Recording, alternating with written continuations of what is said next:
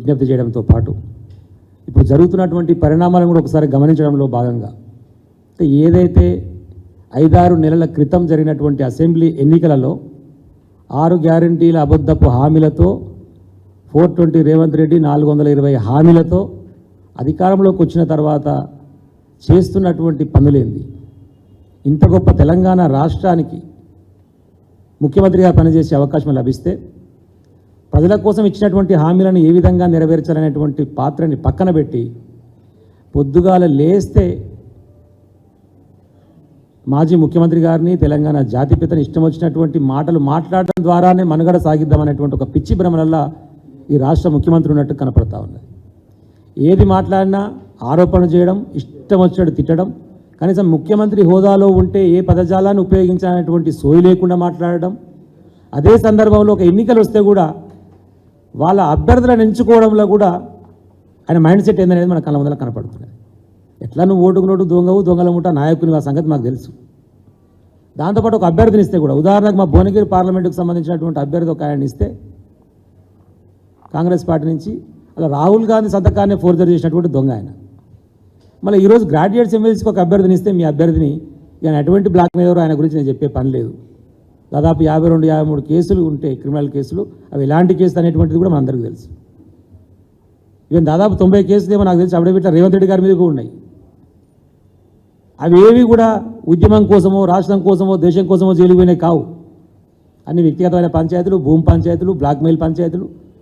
కాబట్టి నేను ఒక్కరినే అట్లుంటే బాగలేదు, నాతో పాటు చాలామంది దొంగలను జమ చేసుకోవాలని చెప్పి ఈ దొంగల కూడా నాయకులు మొత్తం దొంగల గుంపును తయారు చేసుకున్నటువంటి పరిస్థితి వాళ్ళ అభ్యర్థుల ఎంపికను చూస్తే కనపడుతుంది. దాన్ని తెలంగాణ ప్రజలు గమనించాలని చెప్పి విజ్ఞప్తి చేయడం కోసం ఈరోజు ప్రత్యేకమైన పరిస్థితి. 2004 నుంచి 2014 వరకు పరిశీలించిన ఉమ్మడి ఆంధ్రప్రదేశ్లో మొత్తం కలిపి నాకు తెలిసి ఆ రోజు ఉన్నటువంటి పరిస్థితుల ఉద్యోగ నియామకాలు కూడా 20,000 జరగలే. ఆ 20,000లో కూడా 10,000 కూడా కనీసం తెలంగాణ ప్రాంతానికి సంబంధించి పరిమితమై లేకుండే. కానీ 2014 నుంచి 2023 బీఆర్ఎస్ పార్టీ ప్రభుత్వం, కేసీఆర్ గారు ముఖ్యమంత్రిగా ఉన్నటువంటి హయాంలో దాదాపు 2 లక్షల ఉద్యోగాలకు నోటిఫికేషన్ కోసం భర్తీకి ప్రణాళిక రూపొందిస్తే 1,60,000 భర్తీ కంప్లీట్ చేసుకొని 42,000 ప్రాసెస్ కొనసాగుతుంటే నేను ముఖ్యమంత్రి కాగానే మొదటి సంవత్సరం 2 లక్షల ఉద్యోగాలు ఇస్తా అని చెప్పేసి ప్రగల్భాలు పెట్టినటువంటి ఈ దొంగ రేవంత్ రెడ్డి ఆ 42,000 ఉన్నటువంటి ఒక 30,000 ఉద్యోగాలకు ప్రాసెస్ కంప్లీట్ అయ్యి రెడీ ఉన్న వాటిని ఎల్బీ స్టేషన్లో పెద్ద ఆర్భాటంగా పెట్టేసి 30,000 కాగితాలు పంచి నేను 30,000 ఇచ్చేసిన అని చెప్పేసి సంకలు గుర్తుకుంటారు. ఒక నోటిఫికేషన్ ఆయన ఇవ్వలేదు, ఒక రాత పరీక్ష నిర్వహించలేదు. మరి ఇడికిలో ఆయన ఇచ్చిన కూడా వస్తుంది అనేటువంటి విషయాన్ని కనీస అవగాహన లేకుండా మాట్లాడేటువంటి పరిస్థితి. ఇంకా దారుణం ఏంటంటే ఆ నియామక పత్రాలు ఇచ్చి కూడా దాదాపు 2.5 నెలలు దాటింది. నిన్ననే చూస్తే డిఎంఈ కాడికి పోయి నర్సులు మొత్తం పంచాయతీ చేశారు. దాదాపు 7,000 మంది ఎవరైతే నర్సెస్గా అపాయింట్ అయిన వాళ్ళు ఉన్నారో వాళ్ళందరూ కూడా 3 నెలలకెళ్ళి మాకు జీతాలు వస్తలేవు, మా పరిస్థితి చెప్పండి అని చెప్పేసి డిఎంఈ కాడికి పోతే అక్కడ ఉన్నటువంటి డాక్టర్ వాణి ఎవరో ఉన్నారు, బహుశా మాకు గవర్నమెంట్ నుంచి ఎలాంటి ఉత్తర్వులు రాలేదు, మీరు నియామకం జరిగినట్టు, కాబట్టి గవర్నమెంట్ నుంచి మాకు వచ్చిన తర్వాత క్లారిటీ మేము ఇస్తామని మాట్లాడుతున్నారు. ఈయనేమో 30,000 ఉద్యోగాలు ఇచ్చారు, సంకలు గుద్దుకుంటుండు. 3 నెలలకెళ్ళి మాకు జీతాలే దిక్కులేవు, అసలు మమ్మల్ని అపాయింట్ చేసుకున్నట్ట చెప్పండి అని చెప్పేసి వాళ్ళని డిఎంఈ కాడ పంచాయతీ చేసే పరిస్థితి. అంటే ఈ రాష్ట్రంలో ఎలాంటి పరిస్థితి నెలకొన్నదనేటువంటి విషయాన్ని దయచేసి అర్థం చేసుకోవాలని విజ్ఞప్తి చేస్తున్నాం. 2 లక్షల ఉద్యోగాలని పూర్తి స్థాయిలో మనం భర్తీ చేస్తున్నా కూడా కింద ఉన్నటువంటి నిరుద్యోగ యువతకు మేము నిన్న ప్రచారంలో తిరుగుతుంటే కూడా మంచిగా చేసేది సార్, రోడ్లు బాగైనాయి, ఇరిగేషన్ బాగైంది, ఎడ్యుకేషన్ సిస్టమ్ బాగైంది, 1000 గురుకుల పాఠశాలలు పెట్టుకున్నాం మనం, 200 నుంచి దాదాపు 1000కి తీసుకుపోయినాం మనం, బాగా లబ్ధి జరిగింది, కరెంటు బాగైంది, అన్నీ బాగానే. ఈ నిరుద్యోగులకు కూడా మనం చేస్తే బాగుండు సార్ అని చెప్పి 2-3 దిక్కులు మేము ప్రచారంలో తిరుగుతుంటే కూడా మాట్లాడారు. అయితే వాళ్ళకి అర్థం కానటువంటి విషయం ఏంటంటే ఈ 2 లక్షల ఉద్యోగాల నియామక భర్తీకి మనం చేసినటువంటి ప్రణాళిక ఏందనేది కూడా నేను లైబ్రరీలో ప్రచారం చేస్తే వాళ్ళకు కూడా క్లారిటీ లేదు. మా వాళ్ళకు ఉత్తగానేదో మాకు ఉద్యోగాలు రాలే అనేటువంటి ఒక ప్రచారాన్ని ప్రాపగండ చేయడంలో, లేకపోతే మాట్లాడితే ప్రతిపక్షాలు ఇష్టం మాట్లాడి కేసీఆర్ ఇంట్లోనే ఉద్యోగాలు తెచ్చుకున్నాడు తప్ప ప్రజలను పట్టించుకోలేదని చెప్పేసి అబద్ధాలు మాట్లాడి ప్రచారం చేయడంలో వాళ్ళు సక్సెస్ అయ్యారు. చేసినటువంటి పనులని పూర్తి స్థాయిలో ప్రజలకు చెప్పుకోవడంలో మనం విఫలమైనటువంటి వాతావరణం కూడా మాకు కనపడ్డది. అందుకనే మరొకసారి విద్యావంతులు మేధావులు పాల్గొనేటువంటి ఎన్నిక కాబట్టి ఈసారి జరుగుతున్నటువంటి ఈ పోరాటంలో ఇప్పుడైనా మనం కనీసం ఎవరికి మద్దతు తెలపడం ద్వారా ఈ రాష్ట్రంలో అబద్ధ ప్రచారంతో అధికారంలోకి వచ్చినటువంటి నాయకత్వాన్ని ముక్కు నేలకు రాపిచ్చి ఆ హామీల అమలుకు ప్రయత్నం చేయాలంటే కనీసం ప్రశ్నించే గొంతుక, మీరు చెప్పినటువంటి అబద్ధాలను ప్రజల మధ్యకు తీసుకుపోయి మిమ్మల్ని నిలదీసే గొంతుకగా ఉండాలి. కాబట్టి ప్రభుత్వానికి వ్యతిరేకంగా నిలదీసే గొంతుకను ప్రోత్సహించే విధంగా ప్రజలందరూ కూడా బీఆర్ఎస్ పార్టీకి పట్టం కట్టే విధంగా ప్రయత్నం చేస్తారనే దానికోసమే ఈ ప్రయత్నం. ఏ నేపథ్యం చూసినా, ఏ ఎన్నిక చూసినా ఇచ్చినటువంటి హామీలను దాటవేసుకుంటూ పోడు. 15 గజ దాకా పోయింది, ఏడికి పోతే అడిగి దేవుళ్ళ కాడ ఒట్లు పెట్టుడు,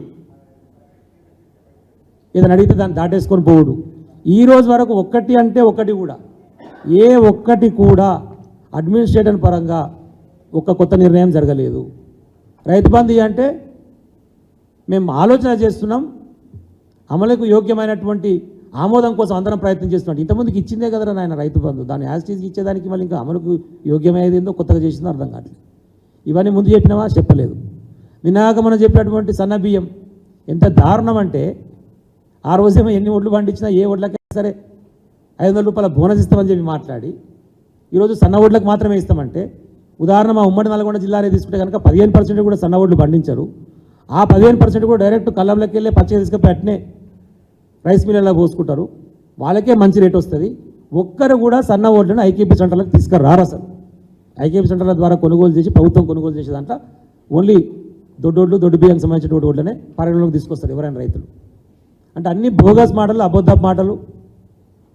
మరి 2 లక్షల రుణమాఫీ ఏమైందంటే కుటుంబానికి కలిపి 2 లక్షలు ఇస్తా, లేకపోతే భార్య భర్తలను కలిపి 2 లక్షలు ఇస్తా, ఇయ్య తిరకాసులు మళ్ళీ స్టార్ట్ అయినాయి. స్టార్ట్ ఆల్రెడీ ఏదో ఒకటి అబద్ధపు ప్రచారాన్ని మళ్ళా ప్రజలను మభ్యపెట్టడం కోసమే ప్రయత్నం చేస్తున్నటువంటి సందర్భాన్ని దయచేసి గమనించండి. 2 లక్షల ఉద్యోగాలు ఏడాదికి ఇస్తారంటే ఇప్పటివరకు ఒక్క నోటిఫికేషన్ ఇవ్వలేదు. ఆయన జాబ్ క్యాలెండర్ రిలీజ్ చేసిన మేనిఫెస్టో చూస్తే అసలు నవ్వు వస్తుంది. అసలు నెల నెల ఎన్ని ఉద్యోగాలు ఇస్తావు, ఎన్ని డిపార్ట్మెంట్లు ఇస్తావు అనేది దేశం చూస్తే ఒక్క నోటిఫికేషన్ రాలి.